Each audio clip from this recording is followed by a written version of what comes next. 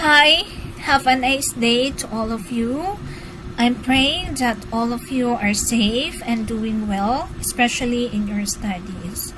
So I always pray that all of you will be able to surpass or overcome the challenges of online learning. I know it is very difficult for all of us, but of course, laban lang.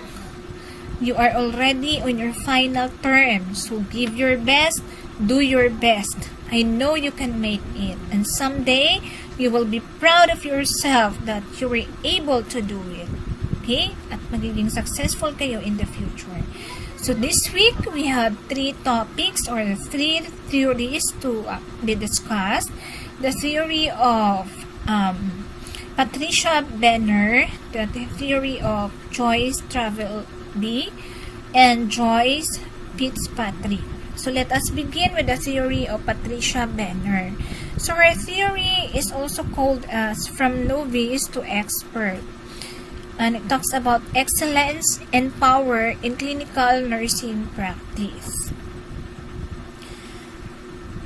So let us talk about the author or the theorist. Let us talk about Benner. She was born on August 31, 1942 in Hampton, Virginia.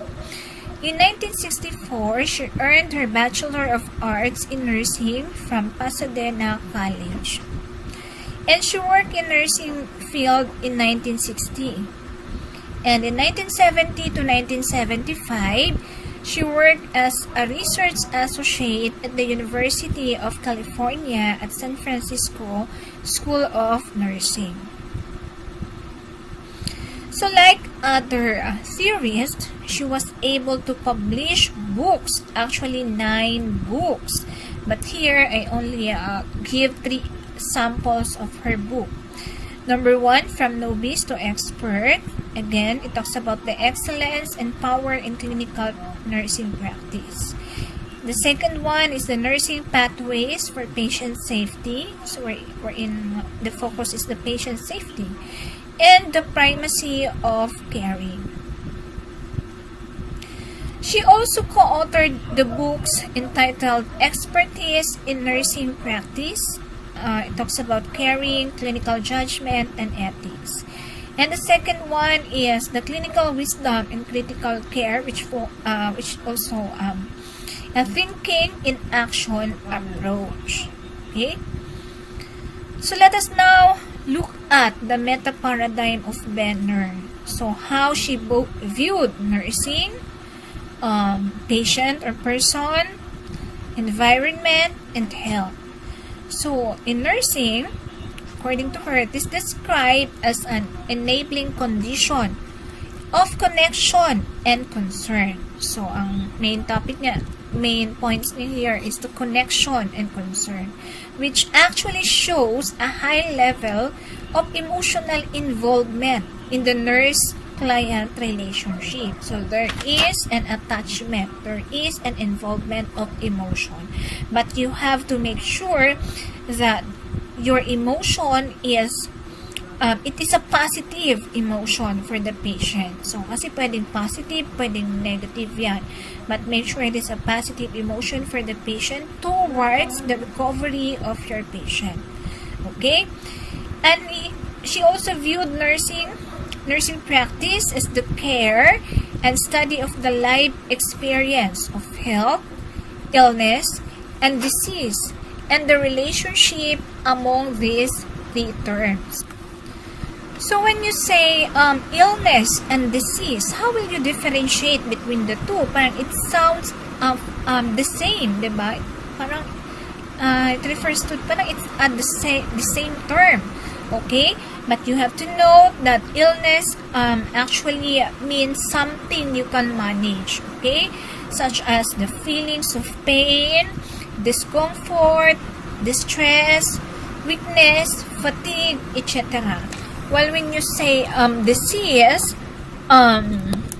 actually you are referring to something that needs to be cured, something, or there is already a diagnosis that needs a treatment, medical treatment na siya dapat. While in illness, your independent nursing function could help, diba? Could address or could manage the illness, while when you say disease, kailangan pa rin yung nursing intervention mo as well as the medical intervention from the doctors and other healthcare team. Okay, on person, she stated that it is a self-interpreting being. So, when you say self-interpreting, so that person might have her own meaning of illness, disease, health. Meron siyang own meaning of that.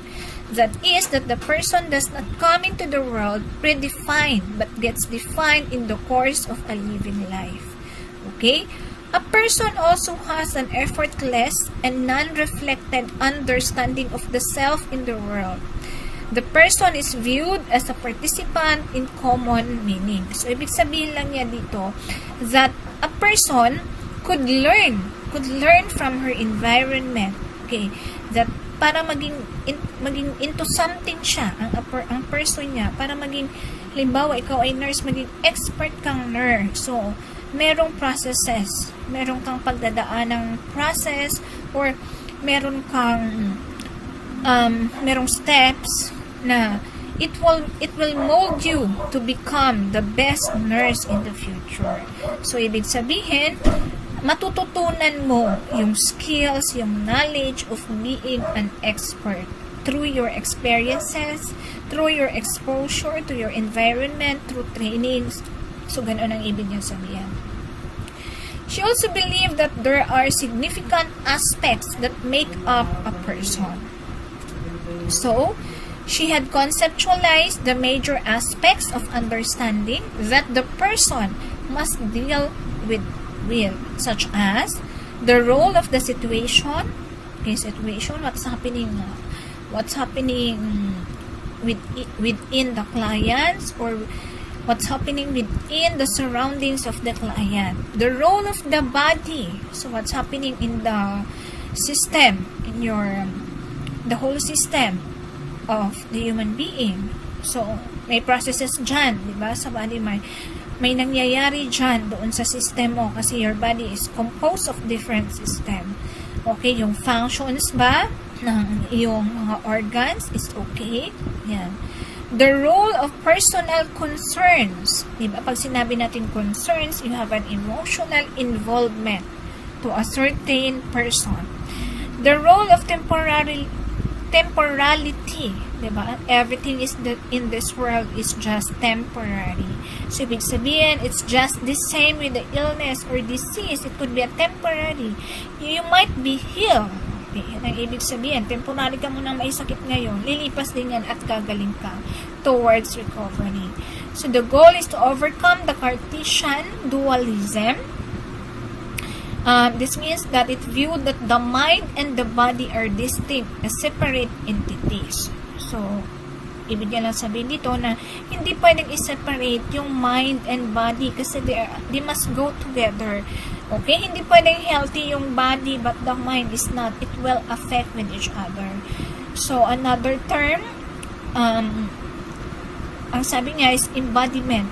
Okay, under the person, which is the capacity of the body to respond to the meaningful situation.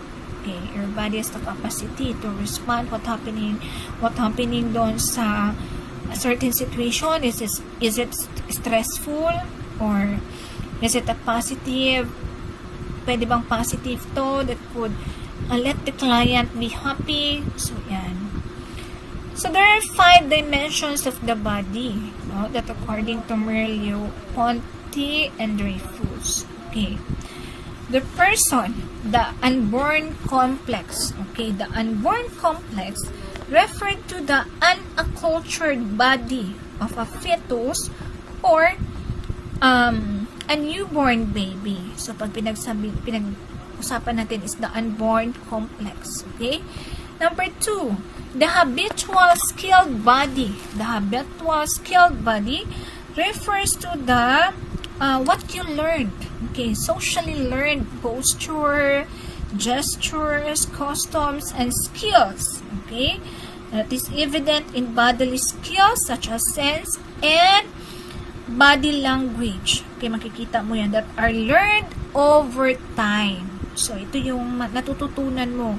Ito pala yung proper way of walking, the proper way of talking. So, di ba? Yung tao natututo sila dyan through learning habang nag-aaral ka. So, alam mo yung proper way of acting being a professional, proper way of speaking to your patient, the proper way of walking, the body signs, kasi lahat ng movement mo, your movement also communicate. Okay?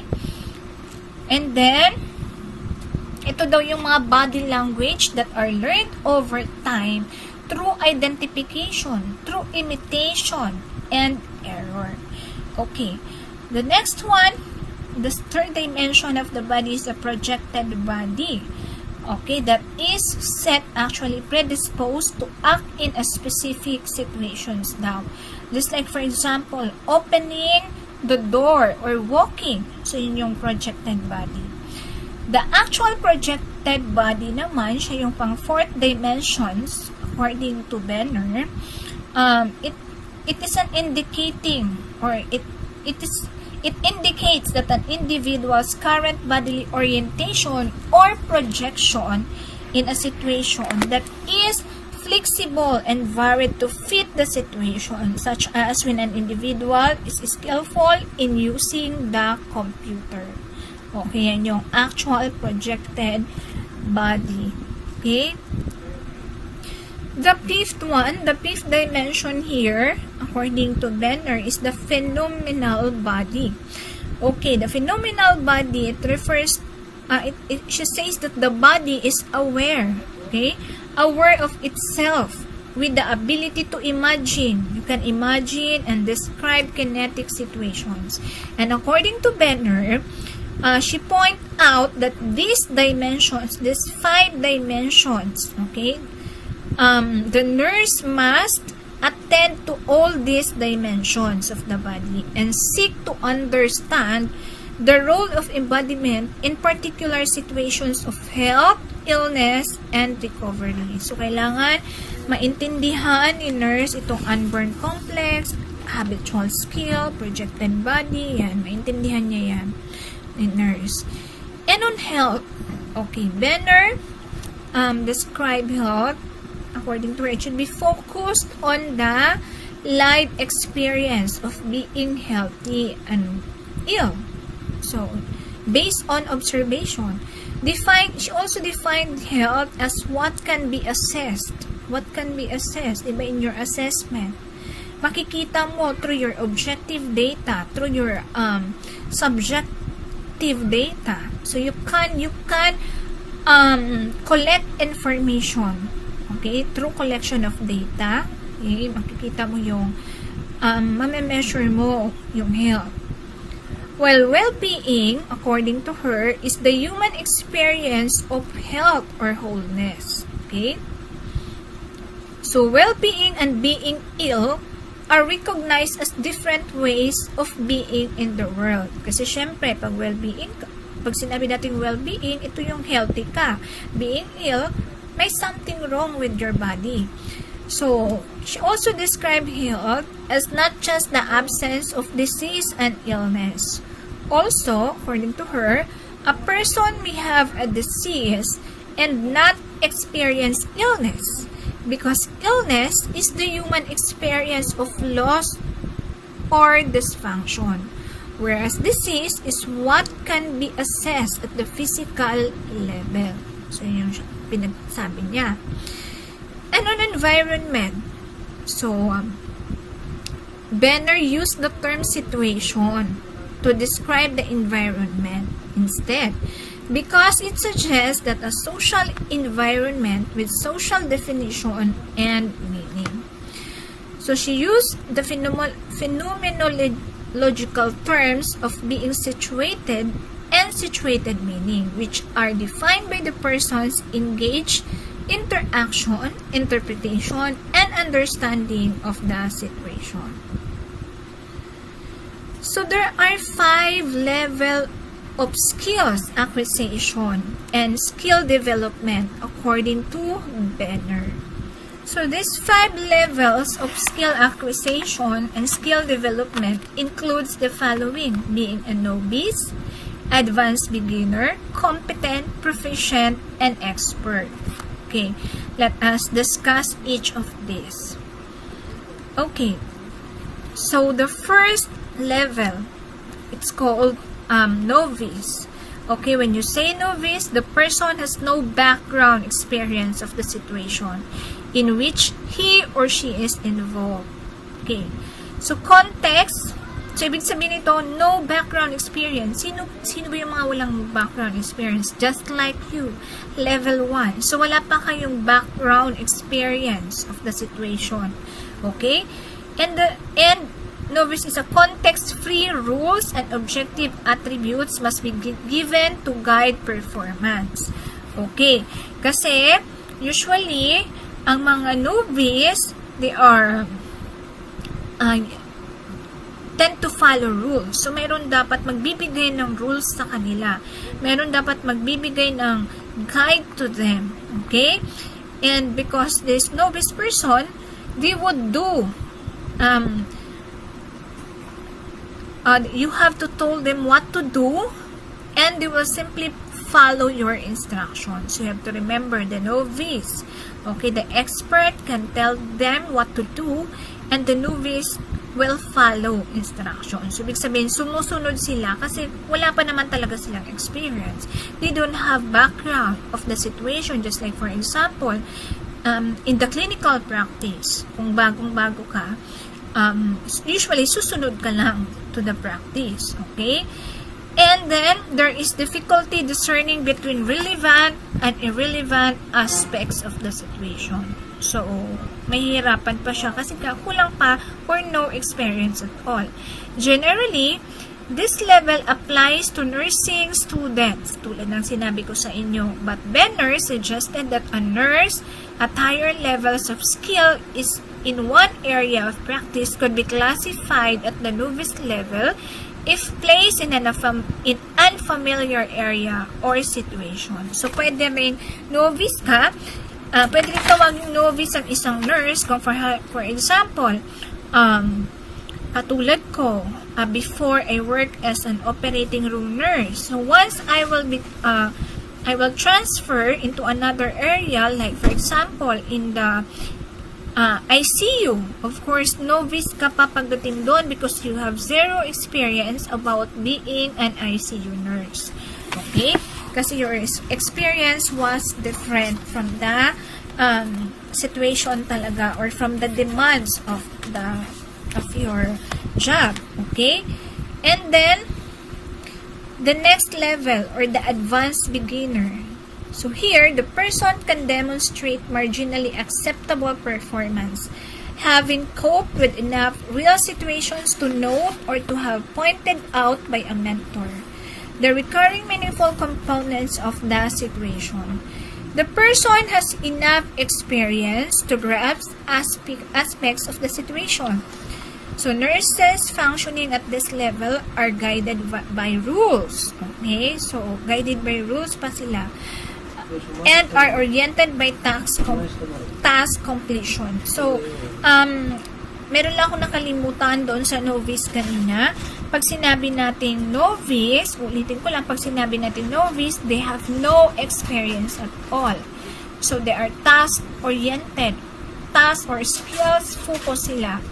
They follow rules, okay, but they are inflexible. Kung ano yung ibinigay mo sa kanila, ganun lang. They are not flexible. Okay? While the advanced beginner, usually, meron na silang experience. At least 1 year experience. Okay? In the area. Like for example, 1 year as operating room nurse. Okay? And those experience will actually guide their actions. And to continue with the advanced beginner, they have difficulty grasping the current patient situation in terms of the larger perspective because, again, they have konti lang ang experience nila. They have only 1 year experience. So, pag 1 year experience, konti pa lang ang nahawakan nilang kaso or cases. However, clinical situations are viewed by nurses at this level as a stage of their abilities. They feel highly responsible for managing patient care, yet they still rely on the help of those more experienced. So kahit 1 year ka na, you have to ask or you have to rely to those who have higher experience than you. Most newly graduated nurses are placed in this level. So, pag newly graduate, kasi bakit ma'am? Bago lang naman sila. But you have your exposure already in the areas. You have your duties. So, that's why pwede kayong ilagay doon sa advanced beginner. Okay. And the third one, competent. Okay. When you say competent, through learning from actual practice situations and by following the actions of others, advanced beginner moves to this level. So it is typified by considerable conscious and deliberate planning that determines which aspects of the current and future situations are important and which can be ignored. So consistency, predictability, and time management are important in this level, and gaining a sense of mastery through planning and predictability is the accomplishment in this level again. So usually they have more than 1 year experience. Okay? And to continue with the competent, there is an increased level of efficiency, but the focus is on time management and nurses' organization of the task work. The competent nurse may display hyper-responsibility for the patient, often more than is realistic, and may exhibit an ever-present and critical view of the self. This stage is most pivotal in clinical learning because the learner must begin to recognize patterns and determine which elements of the situation warrant attention and which can be ignored. So they devise new rules. So pwede na silang gumawa ng bagong rules and reasoning procedures for a plan while applying learned rules for action on the basis of the relevant facts of the situation. So at least kasi meron na silang more than a 1 year experience. So let us now move on to the fourth level. Okay, the proficient nurse. Okay, the performer here recognizes the most salient aspects and has intuitive grasp of the situation based on background understanding. So nurses at this level demonstrate a new ability to see changing relevance in the situation, including the recognition and implementation of skilled responses to the situation as it evolves. So when you say proficient, the nurse must have at least 3 years or more than 3 years of experience. So usually, they have holistic understanding. Mas malawak na ang perspective nila. Okay, they uses their experiences to anticipate needs. Meron na silang initiative. Kasi meron na silang experience na, ito nangyari na to before.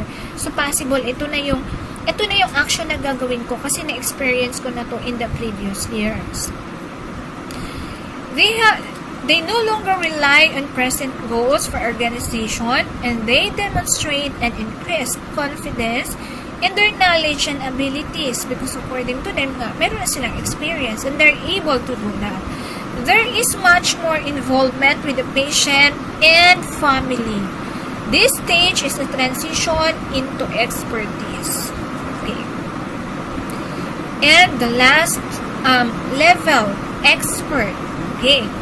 So the expert performer no longer relies on analytical principle like rules, guide, and maxim to connect her or his understanding of the situation to an appropriate action.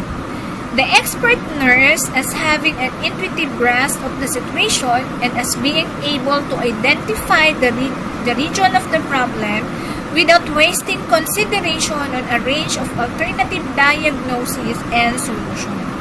There is a qualitative changes now as the expert performers knows the patient.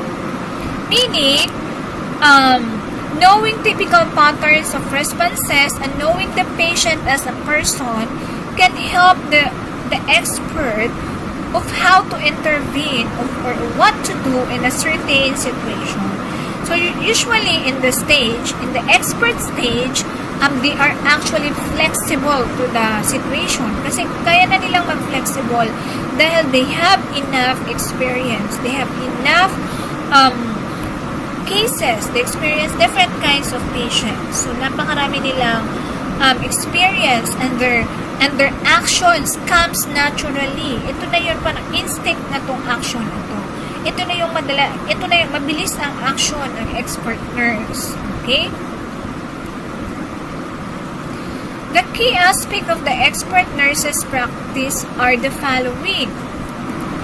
So, the key aspects include the following. Number 1, a clinical grasp and a resource-based practice. So, when you say a clinical grasp, meron silang clinical eye. So, alam na nila agad. They're very good in assessment of the situation. And resource-based.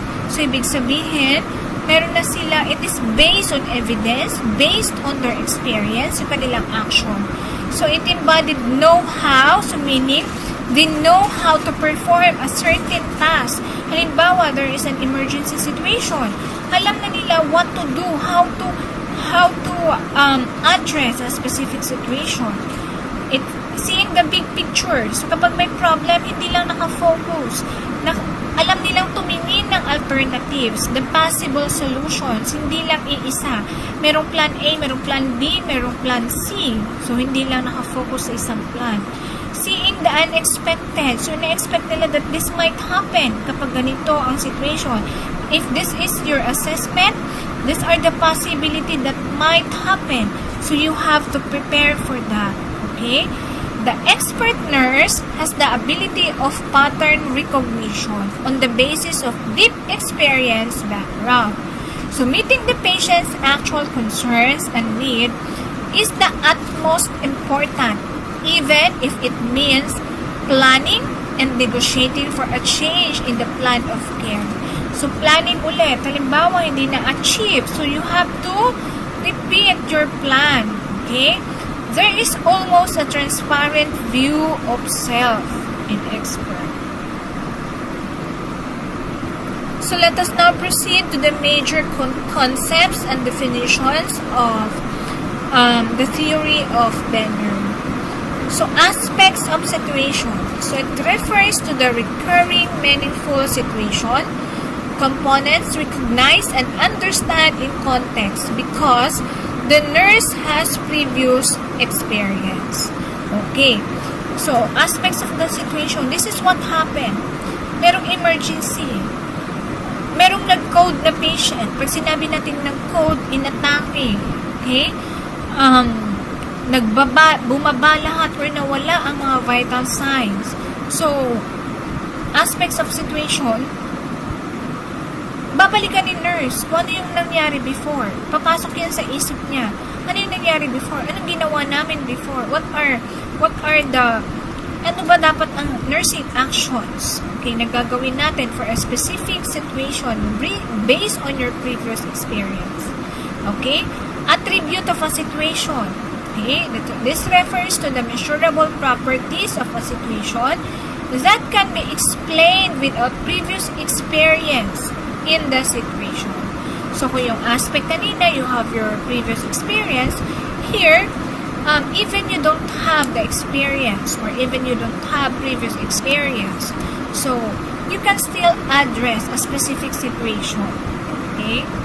Competency refers to an interpretably defined area of skilled performance identified and described by its intent. Para saan ba ang actions na yon? The functions and the meanings. So that refers to competency. And another concept here is the domain. So when you say domain, according to Benner, it is an area of practice having a number of competencies with similar intents, functions, and meanings. Just like in your nursing profession, di ba? Chine-check natin yung competency ninyo in performing a certain skills, or in your performance, in your attitude, in your knowledge. Okay? Another concept is exemplar. So, exemplar is an example of a clinical situation that conveys one or more intents, meanings, function, or outcomes, easily translated to other clinical situations. Experience. Okay. According to Benner, experience is an active process of refining and changing preconceived theories, notions, and ideas when confronted with actual situations. So it implies that there is a dialogue between what is found in practice and what is expected. So, di ba? Actually, habang nag-aaral kayo, these are the ideal, based on the theory, these are the ideals. But when you are in the area, mapakikita nyo bakit iba yung tinuturo sa school. Why there is a gap between practice and theory.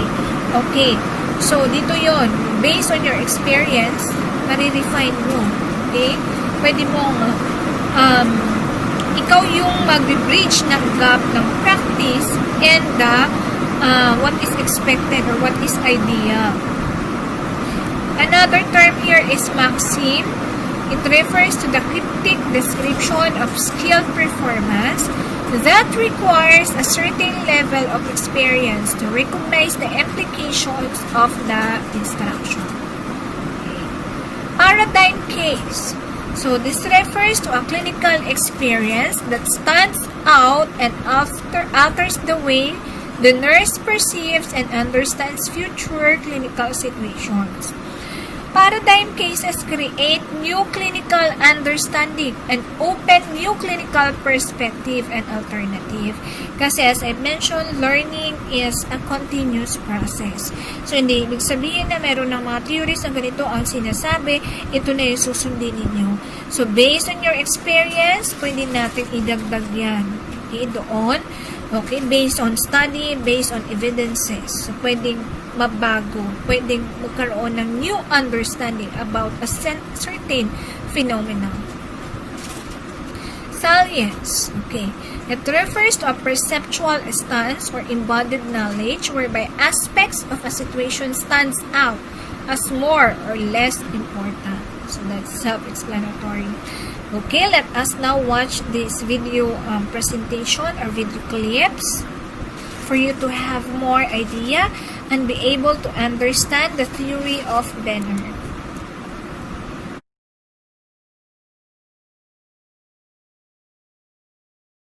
Hey, good morning, Rithia. Good morning, Jess. Okay, so we got patient in room 3. Okay. 27-year-old male. All right. He was admitted 2 days ago for a left knee replacement. Okay. So he's 2 days post-op.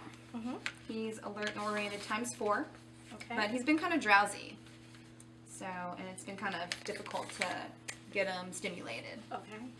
So, he also has a Foley. All right. Last I checked, his dressing was clean, dry, and intact. Okay. And the physician's supposed to be in this morning to assess it and redress it. All right. Okay. Let's see what else. He's got a left knee immobilizer. Okay. He also has a 22 gauge right AC, clean and intact. He's got a PCA pump attached with morphine and no other fluids running. Okay. Okay, his last vitals were blood pressure 98/65, respiratory rate 11, heart rate 90, temp 36.7, and he reported his pain at 3. Okay. His blood pressure seems a little low, and his respiratory rate is borderline. What's his normal? Well, he's been running around 120/76, Okay. and his respiratory rate 14 to 16. Okay, So it's been pretty normal. but it seems like he's trending down. What about his PCA pump? What was that set at? It's set at 1, 6, and 10. Okay, because Right. sometimes the morphine, the medication, and the PCA pump can kind of like decrease the blood pressure. So have you checked the history of use? How often he's been using it? Oh no, I haven't. I don't know how to do that. Okay, I can show you how to do that. Okay. It's good to know how often he's pushing because that helps us with assessing Okay. and also to determine whether or not the pain med is effective or not. Okay, cool. Okay? Yeah. Ladies, you talked about Mr. Martinez? Yes. Yes. M3? Mm-hmm. What was his last blood pressure you said? 98/65. And he's on a morphine pump, right? Yes. Did he morphine? Yes. Did you check his BUN or creatinine? Yes, we did, and those came back within normal range. Right. You understand why I'm asking that? It's just because if he doesn't have any other fluids running and he's on a morphine pump, it might be decreasing all that, and that could be the problem why he's drowsy or maybe his blood pressure is trending down. Okay. But, you know, Rethia was right, you know, leading you in the right direction to check that morphine pump first, so we'll teach you how to do that history. Okay. Knock, knock, Mr. Martinez? Hey, Hey, my name's Hey, Angel. Martinez. Bring a couple ladies with me. alright. How you doing today? Been feeling real sleepy all day. Sleepy? Alright. I'm gonna show him something on here and we'll talk, okay? Alright. So you come here and you check the history. So you can see here where he hasn't been pushing it as much. So you haven't been using your button there that No. often. I don't feel too great when I use it, so Okay. yeah. All right, would you like for us to call the doctor and see if we can Yeah. get something different or That'd be decrease the good. dose? Okay, we'll do that. All right, Jess, do you mind getting another set of vitals on him as well? And did you already check his urine output? Yes, I just emptied it. It was 150. Okay, perfect. Well, you call if you need anything, okay? Alright, thank you. Alright. We'll be back shortly. Bye, Mr. Martinez. See ya. Thanks, Jess.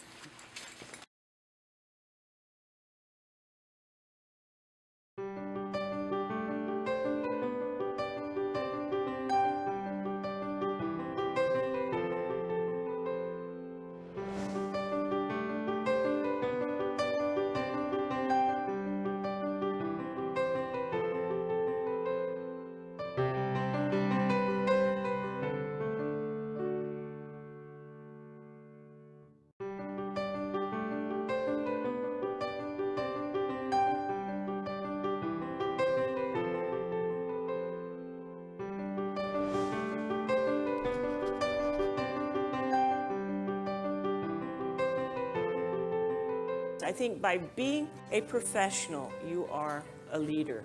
You're a knowledge worker, and you take seriously your civic responsibility to lead and to engage in a self-improving practice. I think it's terribly important for those who are in formal leadership positions to really be in touch with the frontline workers so that you're getting their frontline knowledge. We also have to be very careful not to marginalize that central patient care, direct patient care delivery, because that's where it happens. And if you imagine that it's only distant managerial practices that make that better, you're living in a kind of fantasy. You really have to listen, pay attention to, improve the staff development so that you have more situated coaching and development, and that we truly make our hospitals and medical centers better learning organizations so that we're teaching to all of the changes that are occurring all the time. I do think in teaching and in leadership, both formal and influence, to really bring and articulate what you know from your frontline learning and to take that seriously and bring that into a public space, making it public, making it influence what's going on in the practice and in healthcare is a really important leadership vision. We are truly impoverished when we do not have the nursing voice in the leadership arenas and in the policy arenas. All changes create new opportunities and challenges, and you have to be looking for the challenges and the opportunities and not be just resistant and dig in your heels. Don't always just go for the floor. go for the ceiling and find out units that are doing far better or communities that are doing better, and find out how they manage that. How can you improve today upon today what you do tomorrow? And that's at the heart of being a self-improving practice, that everyone is engaged in making their practice today better than it was yesterday, and tomorrow better than it was yesterday. So I think that makes all of us leaders.